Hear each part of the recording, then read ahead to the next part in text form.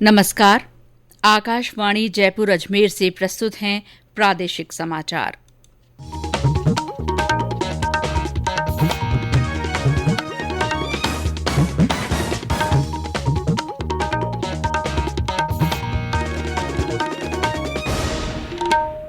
मुख्य समाचार। राष्ट्रव्यापी टीकाकरण अभियान में अब तक 58 करोड़ कोविड टीके लगाकर नई उपलब्धि हासिल की गई। केंद्रीय श्रम मंत्री भूपेंद्र यादव ने कहा, प्रवासी श्रमिकों के लिए पोर्टल इसी महीने शुरू किया जाएगा। रक्षाबंधन के पर्व पर महिलाएं और बालिकाएं रोडवेज की बसों में कल निःशुल्क यात्रा कर सकेंगी। प्रदेश में संस्कृत दिवस से 28 अगस्त तक संस्कृत दिवस सप्ताह में कई कार्यक्रम आयोजित होंगे। और केंद्रीय खेल मंत्री अनुराग ठाकुर ने कहा, खिलाड़ियों को बेहतरीन प्रदर्शन में मदद के लिए सरकार का पूरा समर्थन मिलेगा।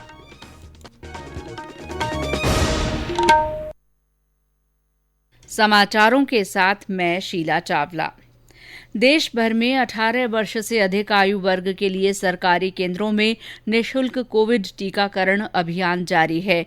युवाओं से अपील है कि वे टीका जरूर लगवाएं और अन्य लोगों को भी इसके लिए प्रेरित करें।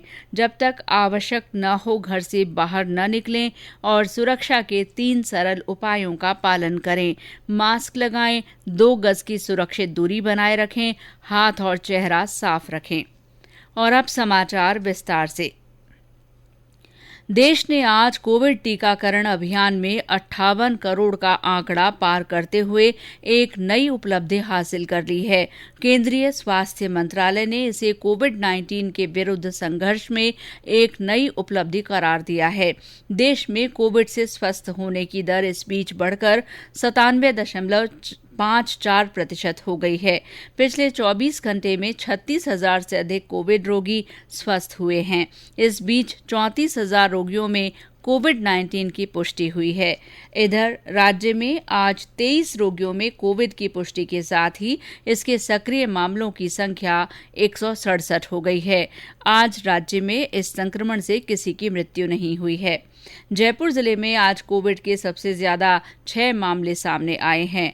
अलवर में 4 रोगियों में इस संक्रमण की पुष्टि हुई है।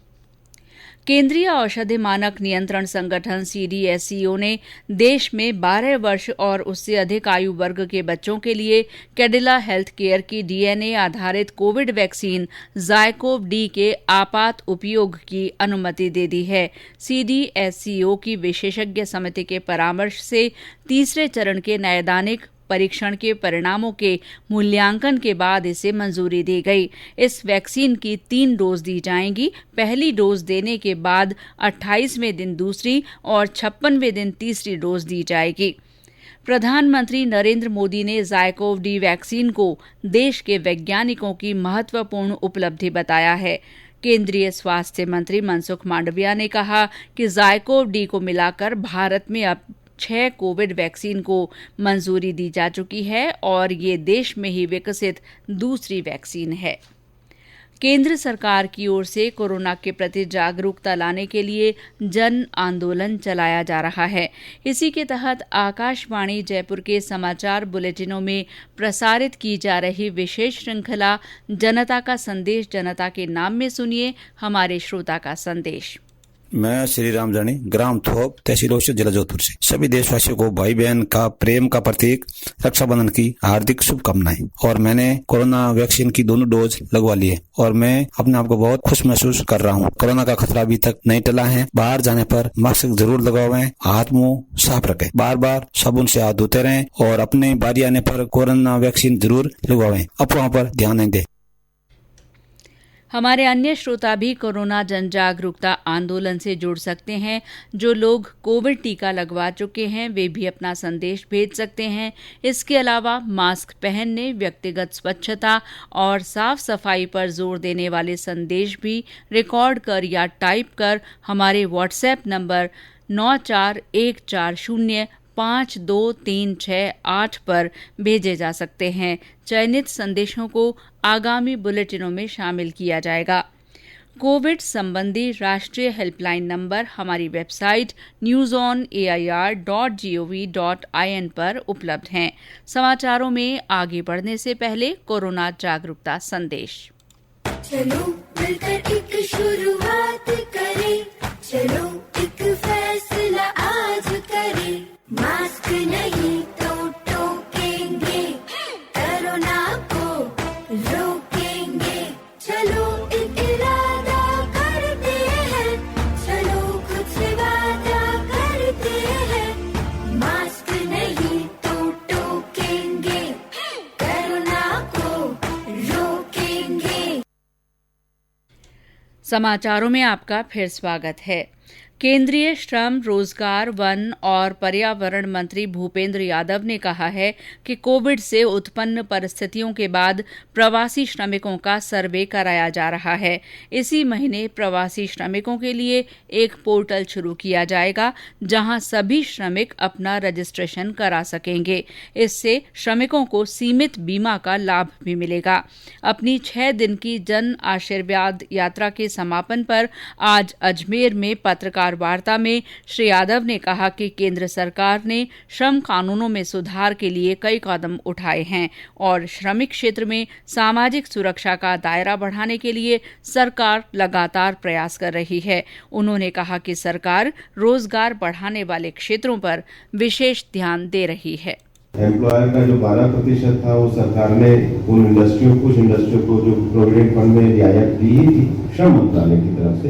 बाकी भी सरकार के द्वारा विभिन्न तरह की पॉलिसियों को बनाया गया और सबसे बड़ी बात है कि वापस से हमारा रोजगार बढ़े तो सरकार के द्वारा एक बड़ी विनिवेश की परियोजना भी आत्मनिर्भर भारत में की गई है।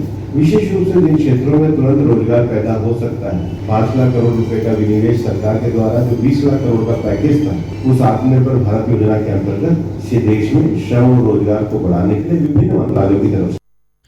वन और पर्यावरण संबंधी एक प्रश्न के जवाब में श्री यादव ने कहा कि सरकार देश में ट्री कवर को बढ़ाकर 33% तक करना चाहती है। गौरतलब है कि इस यात्रा के दौरान श्री यादव ने 16 अगस्त से हरियाणा और राजस्थान के 7 लोकसभा निर्वाचन क्षेत्रों में 720 किलोमीटर की यात्रा की। इस दौरान उन्होंने 75 सभाएं और 7 बड़ी सभाएं की।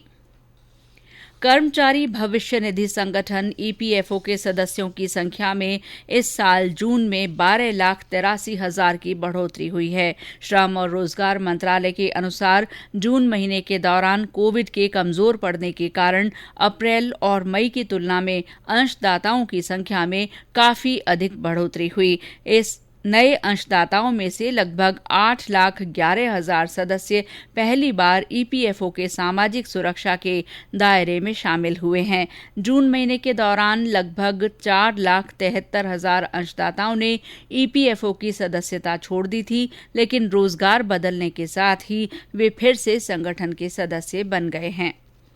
ये समाचार आकाशवाणी जयपुर अजमेर से प्रसारित किए जा रहे हैं। प्रादेशिक समाचार बुलेटिन आप हमारे ट्विटर हैंडल @AIR_News_जयपुर, फेसबुक पर AIR न्यूज राजस्थान और यूट्यूब पर राजस्थान AIR न्यूज पर भी सुन सकते हैं। राज्यपाल कलराज मिश्र ने रक्षाबंधन के पर्व पर प्रदेशवासियों को शुभकामनाएं दी हैं। राज्यपाल ने भाई बहन के स्नेह के इस पर्व पर बालिकाओं की शिक्षा, अवसरों की समानता और उनके सशक्तिकरण का संकल्प लेने का आह्वान किया है। उन्होंने कोरोना महामारी से बचाव के लिए निर्धारित प्रोटोकॉल की पालना करते हुए ये पर्व मनाने की अपील की है। मुख्यमंत्री अशोक गहलोत ने रक्षाबंधन पर प्रदेशवासियों को शुभकामनाएं दी हैं। विधानसभा अध्यक्ष डॉक्टर सीपी जोशी ने भी प्रदेश के सभी लोगों को रक्षाबंधन की बधाई दी है। रक्षाबंधन पर राजस्थान रोडवेज ने इस बार भी महिलाओं को मुफ्त यात्रा की सुविधा दी है। कल महिलाएं एसी और वॉल्वो बसों को छोड़कर अन्य रोडवेज बसों से राज्य की सीमा के भीतर मुफ्त यात्रा कर सकेंगी। इस बीच प्रदेश में जगह जगह राखी के बाजार सजे हुए हैं। राखी के दुकानों के अलावा मिठाइयों और फलों की दुकानों पर भी गहमा गहमी देखने को मिल रही है। राज्य में कल संस्कृत दिवस से 28 अगस्त तक संस्कृत सप्ताह मनाया जाएगा। संभागीय आयुक्त और राजस्थान संस्कृत अकादमी के प्रशासक दिनेश कुमार यादव ने बताया कि इस दौरान वैदिक प्रदर्शनी और विशिष्ट व्याख्यान सहित कई कार्यक्रम आयोजित होंगे। राज्यपाल कलराज मिश्र ने प्रदेशवासियों को संस्कृत दिवस की शुभकामनाएं दी हैं। मुख्यमंत्री अशोक गहलोत ने भी प्रदेशवासियों को इस दिन की शुभकामनाएं दी हैं। संस्कृत दिवस की पूर्व संध्या पर राज्यपाल का प्रदेश की जनता के नाम संदेश आकाशवाणी से आज शाम 7 बजे प्रसारित किया जाएगा। विधानसभा अध्यक्ष डॉ सीपी जोशी ने संस्कृत दिवस के अवसर पर प्रदेशवासियों को शुभकामनाएं देते हुए कहा कि संस्कृत भाषा हमारी उन्नति का मूल है। और अब आजादी का अमृत महोत्सव से जुड़े समाचार। आजादी का अमृत महोत्सव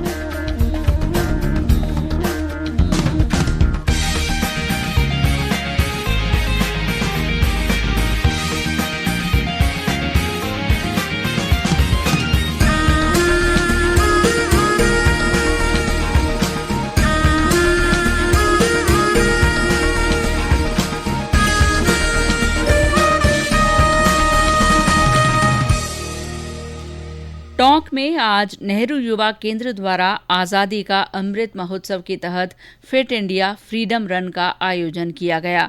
कार्यक्रम के मुख्य अतिथि सांसद सुखबीर सिंह जौनापुरिया ने युवाओं को संबोधित करते हुए कहा कि फिट इंडिया फ्रीडम रन जैसे कार्यक्रमों से लोगों की सेहत के प्रति जागरूकता बढ़ेगी। बारां में भी आज फिट इंडिया फ्रीडम रन आयोजित हुई।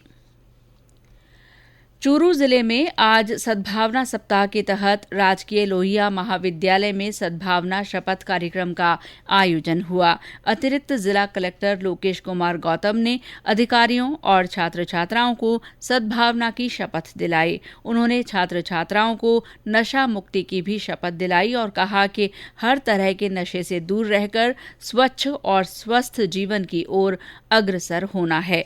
बारां में भी सप्ताह के तहत नशा मुक्ति पर संगोष्ठी का आयोजन किया गया। केंद्रीय खेल मंत्री अनुराग ठाकुर ने कहा है कि खिलाड़ियों को अपना श्रेष्ठतम प्रदर्शन करने में मदद देने के लिए सरकार और प्रधानमंत्री नरेंद्र मोदी का पूरा समर्थन मिलेगा। एक लेख में श्री ठाकुर ने कहा है कि टोक्यो 2020 ओलंपिक खेलों में भारतीय खिलाड़ियों ने शानदार प्रदर्शन किया। श्री ठाकुर ने कहा कि खेलों में भारत का प्रदर्शन सुधारने की दिशा में एक राज्य एक खेल वाला दृष्टिकोण काफी प्रेरक सिद्ध होगा। खेल मंत्री ने ये भी कहा कि देश के कॉरपोरेट क्षेत्र को एक खेल एक कंपनी की धारणा अपनानी चाहिए।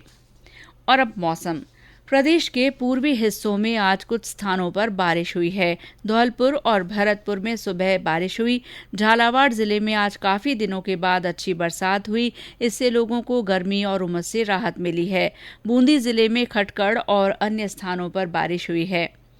इस बीच झालावाड़ जिले के काली सिंध बांध के 2 गेट खोलकर 16,000 क्यूसेक पानी की निकासी की जा रही है। इसके बाद झालावाड़ जिला प्रशासन ने आसपास के गांवों को अलर्ट कर दिया है। और अंत में मुख्य समाचार एक बार फिर। राष्ट्रव्यापी टीकाकरण अभियान में अब तक 58 करोड़ कोविड टीके लगाकर नई उपलब्धि हासिल की गई है। केंद्रीय श्रम मंत्री भूपेंद्र यादव ने कहा है कि प्रवासी श्रमिकों के लिए पोर्टल इसी महीने शुरू किया जाएगा। रक्षाबंधन के पर्व पर कल महिलाएं और बालिकाएं रोडवेज की बसों में निःशुल्क यात्रा कर सकेंगी। प्रदेश में संस्कृत दिवस से 28 अगस्त तक संस्कृत दिवस सप्ताह में कई कार्यक्रम आयोजित होंगे। और केंद्रीय खेल मंत्री अनुराग ठाकुर ने कहा है कि खिलाड़ियों को बेहतरीन प्रदर्शन में मदद के लिए सरकार का पूरा समर्थन मिलेगा। इसी के साथ प्रादेशिक समाचार बुलेटिन समाप्त हुआ। नमस्कार।